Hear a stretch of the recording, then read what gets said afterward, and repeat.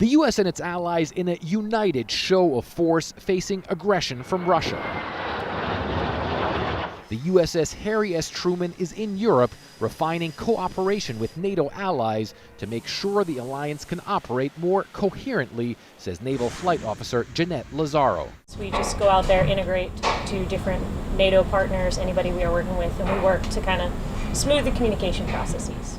As Russia continues to amass troops near the border with Ukraine, the U.S. says it will help further strengthen the NATO alliance. This is the first time since the Cold War that a full carrier strike group has been placed under NATO command, with ships from various NATO countries flanking the Truman. The U.S. kept the Harry S. Truman in Europe longer than planned as the standoff with Russia intensifies to reassure America's allies that the U.S. is fully committed to collective defense.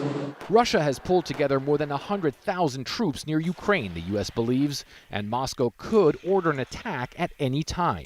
While President Biden has said he would not send U.S. forces to Ukraine, the Harry S. Truman can effectively fortify NATO's eastern flank. Despite Russia's massive naval presence in the Black Sea, the carrier's F-18 jets can quickly reach the area close to Ukraine.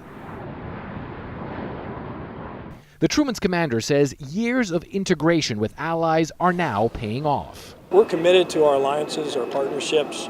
We're able to operate plug and play anywhere in the world.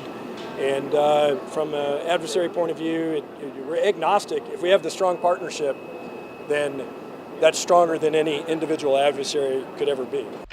The U.S. says Russia would pay a high price for any further invasion of Ukraine. And the Pentagon has just announced it will deploy additional U.S. troops to Germany, Poland, and to Romania. The current situation demands that we reinforce the deterrent and defensive posture on NATO's eastern flank. President Biden has been clear that the United States will respond to the growing threat to Europe's security and stability. But the U.S. and its allies say they hope diplomacy will prevail, as one of America's strongest deterrent forces remains on guard.